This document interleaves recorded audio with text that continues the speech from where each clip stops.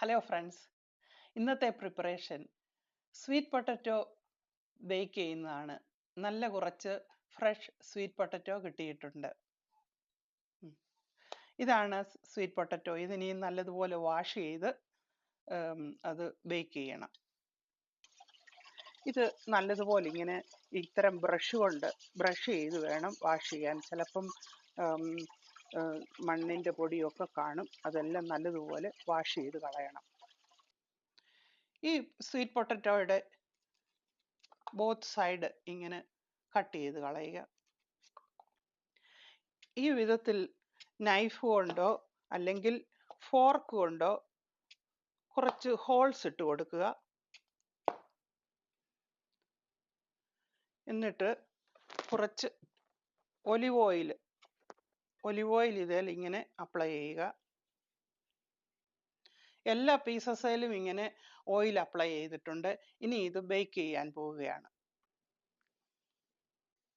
400 degree preheat ചെയ്ത ഓവനിലേക്ക് വയ്ക്കുന്നു.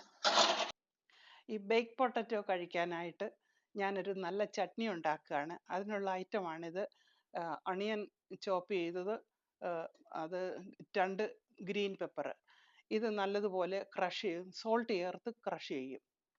Green pepper ഇതുപോലെ പീസസ് ആക്കി ഇടുക. 1/2 ടീസ്പൂൺ സോൾട്ട് കൂടെ ചേർത്ത് ഇതിനെയും ക്രഷ് ചെയ്യണം. ഈ വിധത്തിലാണ് ഇത് ക്രഷ് ചെയ്തെടുത്തിരിക്കുന്നത്. ഇനി ഇത് പ്ലെയിൻ യോഗട്ടിലേക്ക് ഇടുന്നതായിരിക്കും. ക്രഷ് ചെയ്ത പെപ്പർ ആൻഡ് അണിയൻ പ്ലെയിൻ യോഗട്ടിലേക്ക് ചേർക്കുന്നു. ഇത് നല്ലതുപോലെ മിക്സ് ചെയ്യുക. സോൾട്ട് പോരാ എങ്കിൽ ഇപ്പോൾ ചേർക്കാവുന്നതാണ്. എനിക്ക് ഇച്ചിരി സോൾട്ട് കൂടെ വേണം, അതിന് ഞാൻ കുറച്ച് സോൾട്ട് കൂടെ ചേർക്കുന്നു. 50 മിനിറ്റ്സ് കൊണ്ട് സ്വീറ്റ് പൊട്ടറ്റോ നല്ലതുപോലെ ബേക്ക് ആയിരിക്കുകയാണ്. ഇത് നല്ലതുപോലെ ബേക്ക് ആയിട്ടുണ്ട്. സ്വീറ്റ് പൊട്ടറ്റോ നല്ലതായിട്ട് വന്നിട്ടുണ്ട്. ഇനി ഇത് ഒന്ന് സ്പ്ലിറ്റ് ചെയ്ത് നോക്കട്ടെ. So good.